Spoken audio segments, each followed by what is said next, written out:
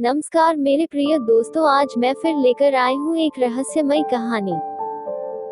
कहानी सुनाने से पहले आपसे अनुरोध है कि आपने हमारा चैनल सब्सक्राइब नहीं किया है तो सब्सक्राइब जरूर कर लें और साथ में बेल आइकॉन घंटी जरूर दबाएं, जिससे हम कोई भी कहानी अपलोड करें तो वो सबसे पहले आप तक पहुँचे। अब चलते हैं कहानी की ओर। सामान खरीद कर दे रहे थे और बीच बीच में थोड़ा समझा भी रहे थे। थोड़ी ही देर बाद ट्रेन भी अपने निर्धारित समय पर आ गई। बंसल अंकल उसे ट्रेन में बैठाकर उसे अपना ख्याल रखने को बोल ट्रेन से उतर गए और ट्रेन कई छोटे बड़े कस्बों को पार करते हुए मुंबई की तरफ बढ़ चली। मुंबई में रमाशंकर जी, सुधा जी, अभी अभी बंसल का फोन आया था कि गौरी को ट्रेन में बैठा दिया है, कल सुबह तक उसकी ट्रेन आ जाएगी।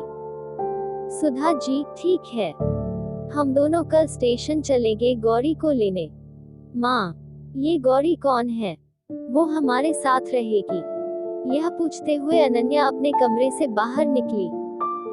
अनन्या 5.4 हाइट, गोरा रंग, घुंघराले बाल, फिगर किसी मॉडल से कम नहीं और साथ ही सपने भी मॉडलिंग का ही है और घर वालों की लाडली।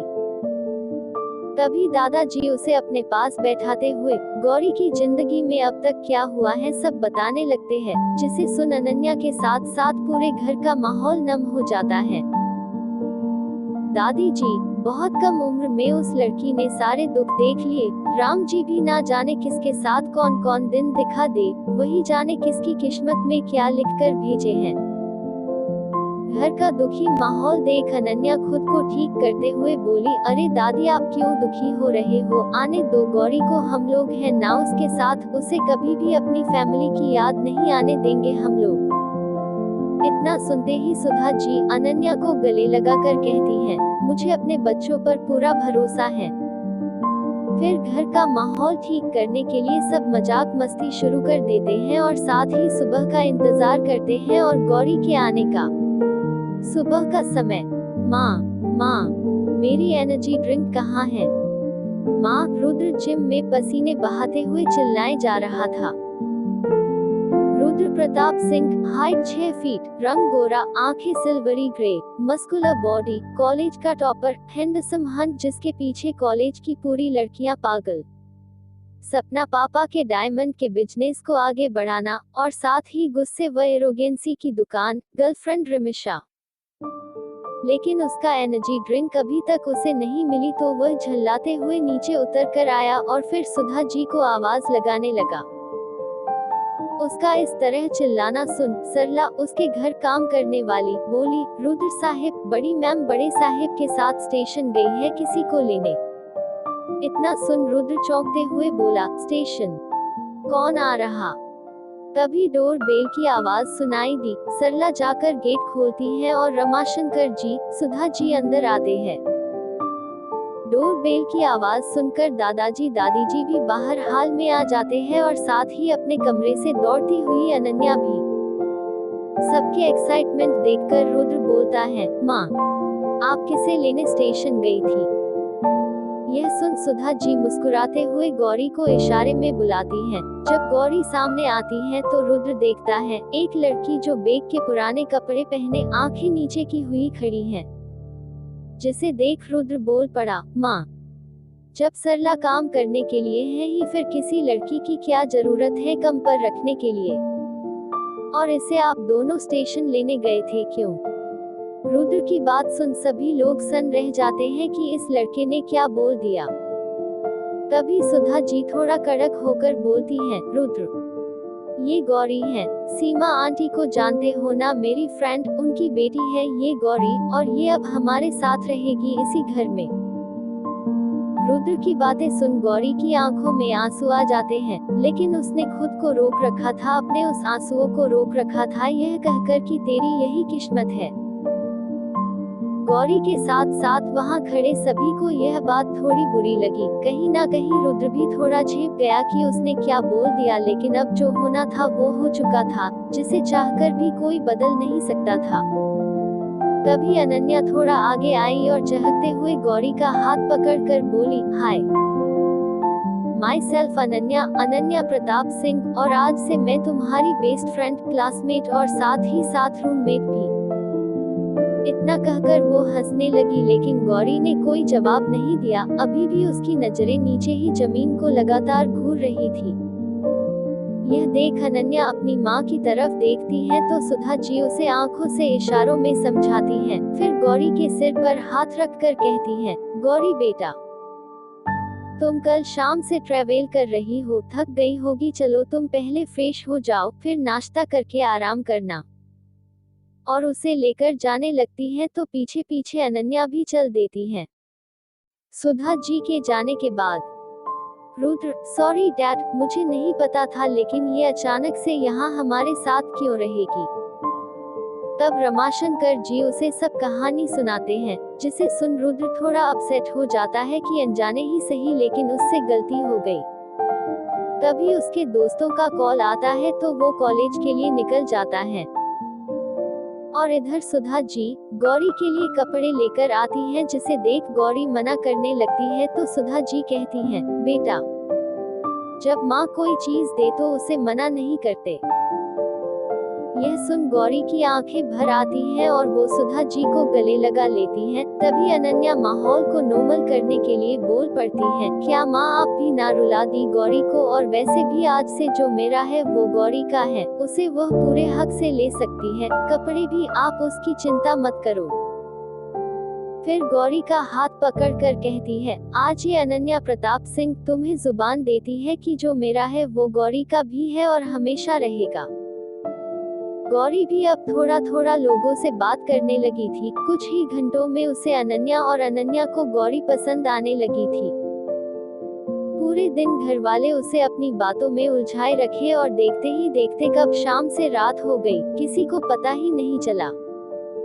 रात को खाने के वक्त जब सभी लोग डाइनिंग टेबल पर बैठे तब रमाशंकर जी ने बोला, गौरी बेटा, तुम्हारे एडमिशन की सारी फॉर्मेलिटीज पूरी हो गई है, कल से तुम अनन्या के साथ कॉलेज जा सकती हो। यह सुन अनन्या काफी खुश हुई और बोली, गौरी कल मैं तुम्हें अपने दोस्तों से मिलवाऊंगी, पूरा कॉलेज घुमाऊंगी, यार I am super excited. Gauri ने मुस्कुराकर रमाशंकर जी को थैंक यू बोला। रमाशंकर जी उसके सिर पर हाथ रखते होते, बेटा बस अपने सपनों को पूरा करो और हमेशा खुश रहो। घर के सभी लोग सो चुके थे, लेकिन गौरी की आंखों की नींद कोसों दूर थी। वह बार बार बस करवटें बदल रही थी। फिर सोचा कि उसकी वजह से अनन्या डिस्टर्ब ना हो जाए। ये सोच वह रूम से बाहर निकल आई। तभी उसे किचन के पास एक परछाई दिखाई दी, जिसे देख वह थोड़ी घबरा गई कि इतनी रात कौन हो सकता है, कहीं कोई चोर तो नहीं, लेकिन अगर कोई घर का ही हुआ तो।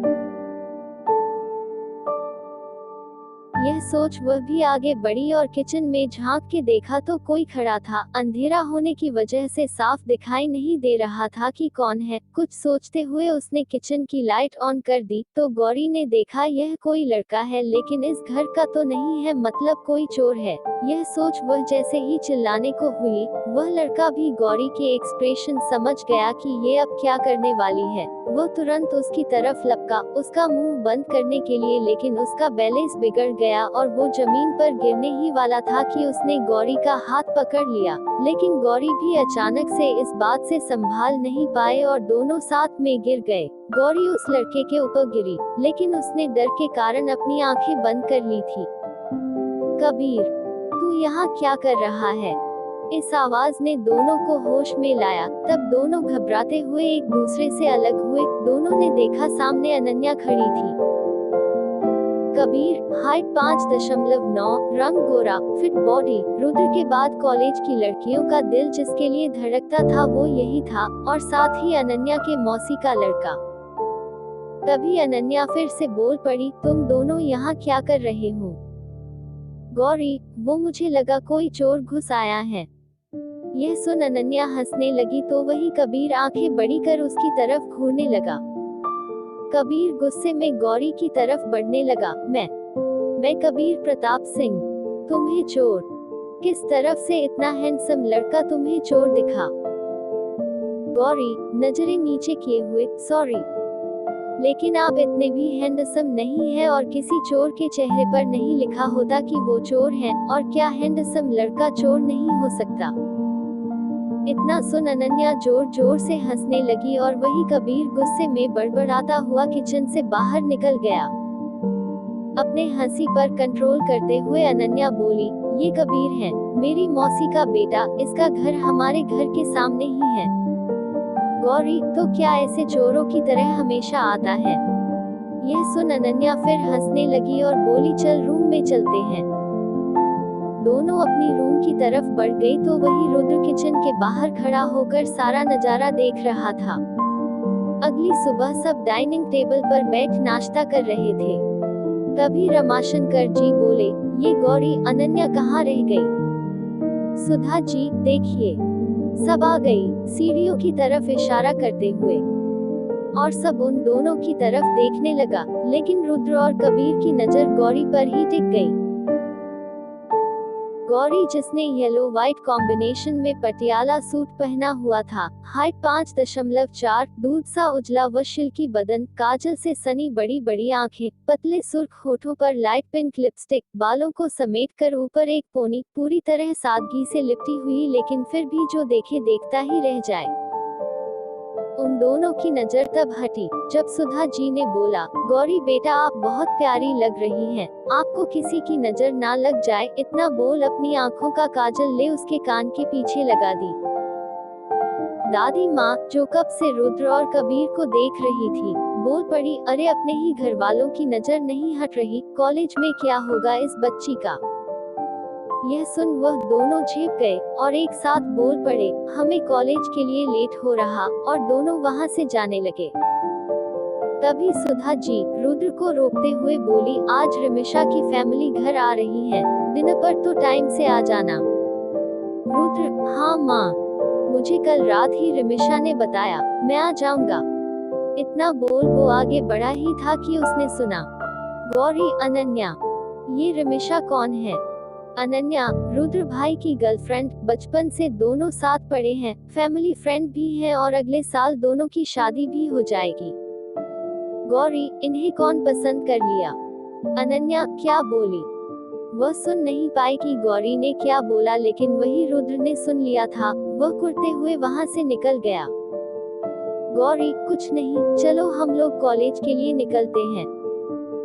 और दोनों कॉलेज के लिए निकल गई। कॉलेज पहुंचते ही अनन्या ने देखा उसके फ्रेंड्स उसका इंतजार कर रहे थे।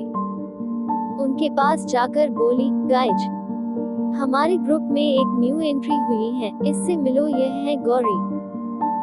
और गौरी, यह सब मेरे फ्रेंड्स रीतू, प्रियंका, साक्षी, विशाल और अमर, अपने फ्रेंड की तरफ इशारा करते हुए। सबने उसे हेलो बोला और अपने ग्रुप और कॉलेज में आने के लिए वेलकम किया। गौरी ने भी मुस्कुराते हुए सबको हेलो बोला। तभी पीछे से कबीर आकर उसके कंधे पर हाथ रखते हुए बोला, कौन है वो न्यू एंट्री? हम भी तो मिले। विशाल ने जब उसे इशारा किया तो वह गौरी की तरफ पलटा। दोनों एक दूसरे को देख चौंकते हुए बोले, तुम? इस तरह उन्हें चौंकता देख सब अवाक रह गए कि क्या हुआ। जब अनन्या ने उन्हें रात वाली बात बताई तब सब हंसते हंसते पेट पकड़ लिया अपना। उनके क्लास का टाइम हो गया था तो सब क्लास में चले गए। क्लास में सब बैठे ही थे कि उन्हें एक अनाउंसमेंट सुनाई देती है। नेक्स्ट वीक से कॉलेज फेस्ट स्टार्ट होने वाला है, तो उसके लिए सभी को पार्टिसिपेट करना होगा किसी भी एक्टिविटी में। जिसे सुन कुछ लोग दुखी हुए तो वही कुछ लोग भांगड़ा करने लगे। प्रियंका, अरे यार, ये कॉलेज है या क्या है, बस इनसे पढ़ाई की जगह यही सब करा लो। रीतू, ओए, पढ़ाई की दुकान, कितना पढ़ेगी, क्या करना ऐसी पढ़ाई का, जब ग्रेजुएशन के बाद शादी ही करनी है। अगर आपको कहानी अच्छी लगी हो तो कृपया कहानी को अपने दोस्तों के साथ शेयर करें और लाइक कमेंट करना न भूलें। अभी भी आपने हमारा चैनल सब्सक्राइब नहीं किया हो तो कृपया चैनल को सब्सक्राइब जरूर कर लें। इस कहानी में इतना ही। मिलती हूँ एक नई कहानी के साथ अगली वीडियो में। इस कहानी को सुनने के लिए आप सभी को धन्यवाद। आपका दिन शुभ